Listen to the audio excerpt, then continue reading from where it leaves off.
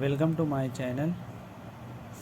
आज हम बात करते हैं trading and profit and loss account के बारे में और फाइनल अकाउंट के बारे में। हर फाइनेंशियल ईयर के एंड में हम अपने बिजनेस की बैलेंस शीट बनाते हैं। किसी भी प्रकार का जो बिजनेस हम कर रहे होते हैं उसका एंड फाइनेंशियल ईयर के एंड में हमें बैलेंस शीट बनानी होती है ताकि हम टैक्स वगैरह पे कर सकें और साल के एंड में हमें पता चल सके कि हमारे बिज़नेस की फाइनेंशियल कंडीशन क्या है और हमें किस तरह के खर्चे और कितनी आय हुई है, किस मद पे ज़्यादा खर्चा हुआ है, कहाँ से हमें ज़्यादा आय हुई है, तो उससे हम अपना फाइनेंशियल बजट बना सकें और उन खर्चों को कैसे कम किया जाए और प्रॉफिट को कैसे बढ़ाया जाए, इसके लिए आगे हम उसकी एक योजना बना सकें। तो अब यहाँ पर आपको ये बताता हूँ मैं।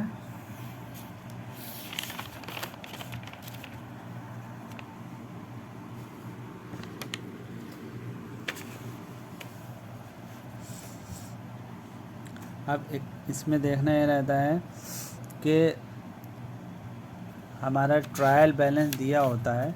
अब ये जो ट्रायल बैलेंस जो बना होता है, ये ट्रायल बैलेंस कैसे बनता है? सबसे पहले हमको जनरल एंट्रीज जो करते हैं उससे लेजर बनाते हैं। लेजर के बाद ट्रायल बैलेंस बनाते हैं। उसके बाद इस ट्रायल बैलेंस से हमें फाइनल अकाउंट में पहुंचना होता है, यानी कि trading and profit and loss account और बैलेंस शीट बनानी होती है।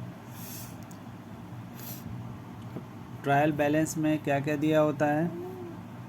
ट्रायल बैलेंस में दिए होते हैं एक्सपेंसेस, ये आपके दिए हुए हैं। जैसे कि ट्रायल बैलेंस में एक्सपेंसेस दिए होते हैं। एक्सपेंसेस दो प्रकार के होते हैं, डायरेक्ट एक्सपेंसेस, इनडायरेक्ट एक्सपेंसेस। इसी तरह से इनकम होती है, इनकम भी डायरेक्ट इनकम होती है और इनडायरेक्ट इनकम होती है।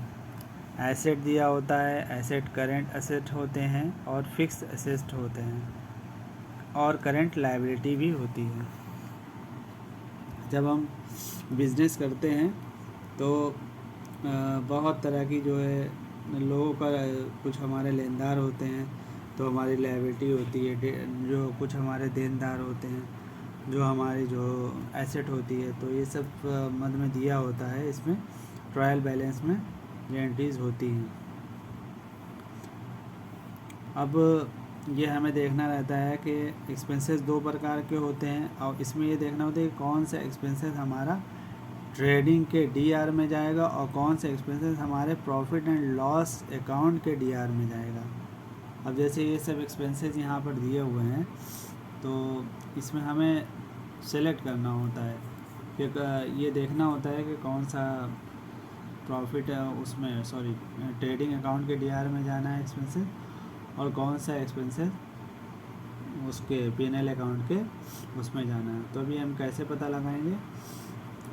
डायरेक्ट एक्सपेंसेस जो हैं वो ट्रेडिंग अकाउंट के डीआर में जाते हैं और इनडायरेक्ट एक्सपेंसेस जो हैं वो हमारे पीएनएल अकाउंट के डीआर में जाते हैं। डायरेक्ट एक्सपेंसेस वो होते हैं जो परचेज से या प्रोडक्शन से या फैक्ट्री से रिलेटेड होते हैं, वो डायरेक्ट एक्सपेंसेस कहलाते हैं। और इनडायरेक्ट एक्सपेंसेस का मतलब होता है जो एक्सपेंसेस ऑफिस से रिलेटेड हैं, मार्केटिंग से रिलेटेड हैं या एडमिनिस्ट्रेटिंग एक्सपेंसेस से रिलेटेड हैं, ये सब इनडायरेक्ट एक्सपेंसेस होते हैं। और लीगल एक्सपेंसेस जो होता है ये भी हमारा इनडायरेक्ट एक्सपेंसेस होता है। और जो भी हमारे इनडायरेक्ट एक्सपेंसेस होते हैं उनको हम प्रॉफिट एंड लॉस के डेबिट में दिखाएंगे। अब इनकम की बात करते हैं तो ये भी हमारी दो तरह की होती है, डायरेक्ट और इनडायरेक्ट।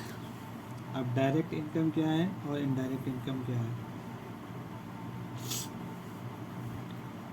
जो भी प्रोडक्ट हम सेल करते हैं, जो हमारी सेल होती है, उसे डायरेक्ट इनकम कहते हैं।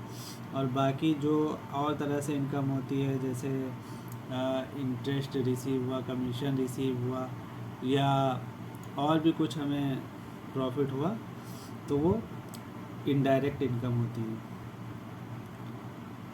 तो उसे हम प्रॉफिट एंड लॉस अकाउंट के क्रेडिट साइड में लिखते हैं। और अब जो हमारी ट्रायल बैलेंस में जो बाकी की एंट्री बचती है, जैसे कि debtor, creditor, building machinery, furniture, ये सब दिया हुआ है इसमें। तो अब इसको देखते हैं कि कौन एसेट है और कौन हमारी लायबिलिटी है। कुछ एंट्रीज इसमें से एसेट होंगी और कुछ लायबिलिटी होंगी। तो अब जैसे कि इसमें दिया हुआ है ओपनिंग स्टॉक, तो ओपनिंग स्टॉक जो है वो हमारा लायबिलिटी है। इसको ओपनिंग स्टॉक को ओपनिंग, जब हम trading and profit and loss account बनाते हैं तो इसमें सबसे पहले हम एंट्री करते हैं ओपनिंग स्टॉक की। ओपनिंग स्टॉक लिखते हैं, जो हमारा प्रारंभिक रहतियाँ जिसे कहते हैं, जो हमारे पास स्टॉक होता है पिछले साल का बचा हुआ जो भी, तो उसको हम ओपनिंग स्टॉक में डालते हैं और उसे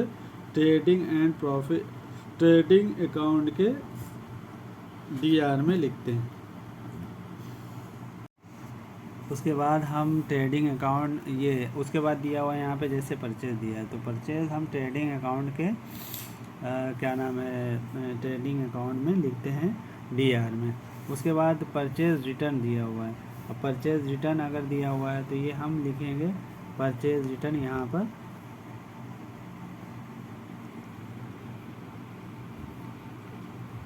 परचेज रिटर्न, परचेज के नीचे लिख के इसको हम माइनस कर देंगे। उसके बाद हम देखते हैं यहाँ पर सेल दिया हुआ है, तो सेल्स हम हमेशा ट्रेडिंग के क्रेडिट में लिखेंगे क्योंकि ये हमारी कमाई है, इनकम है। तो सेल्स को यहाँ पर लिखेंगे। अब दिया है सेल्स रिटर्न, तो सेल्स रिटर्न हम इसमें से माइनस कर देंगे, सेल्स रिटर्न। अब इसमें ये भी एक चीज़ आप ख़याल रखिए, कभी कभी ऐसा दिया होता है केवल रिटर्न लिखा है, ये जो यहाँ पे इसमें तो परचेज रिटर्न दिया हुआ है, सेल्स रिटर्न दिया हुआ है, लेकिन अगर केवल रिटर्न दिया है तो हमें कैसे पता चलेगा कि ये परचेज रिटर्न है या सेल्स रिटर्न है। अब परचेज रिटर्न, परचेज हमेशा डेबिट साइड में दिया होता है, परचेज की जो अमाउंट है हमेशा डेबिट साइड में दी होती है, लेकिन परचेज रिटर्न की अमाउंट हमेशा क्रेडिट साइड में दी होती है। इसी तरह से सेल्स जो होता है वो हमेशा सेल्स क्रेडिट साइड में होता है और सेल्स रिटर्न की जो अमाउंट होती है वो हमेशा डेबिट साइड में दी रहती है। तो अगर रिटर्न केवल लिखा है और डेबिट साइड में लिखा है तो ये सेल्स रिटर्न है, और अगर रिटर्न केवल लिखा है और क्रेडिट साइड में दिया हुआ है तो ये परचेज रिटर्न है। फिर उसके बाद हम देखते हैं carriage on purchase. Carriage on purchase जो है, परचेज पे जो वाड़ा लगा है तो ये ट्रेडिंग से रिलेटेड है, तो इसको हम ट्रेडिंग अकाउंट में डालेंगे।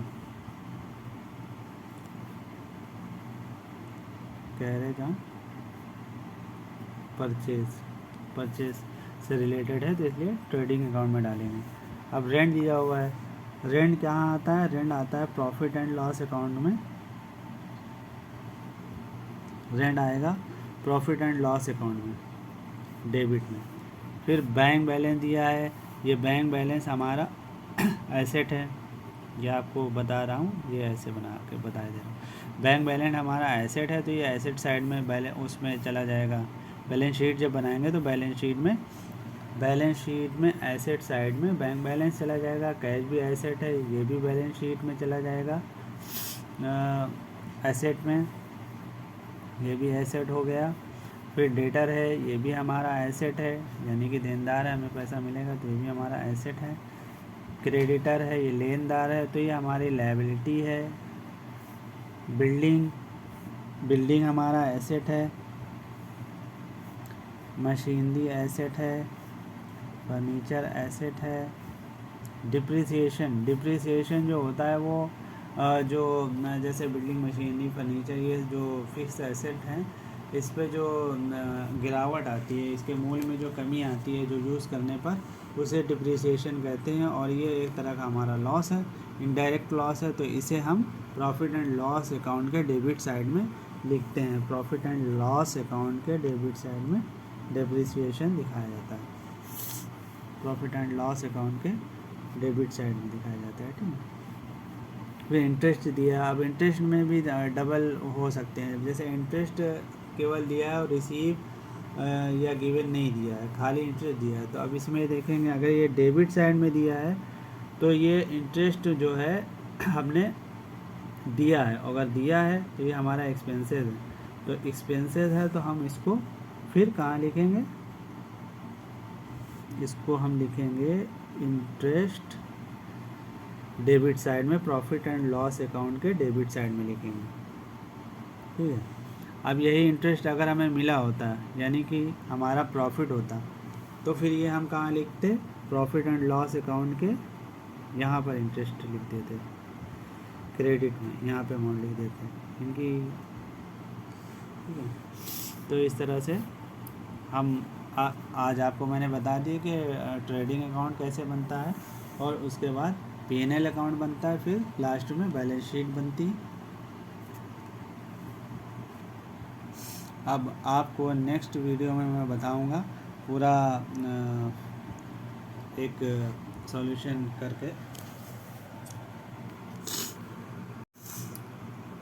Thank you for watching my video, please subscribe and like and comment.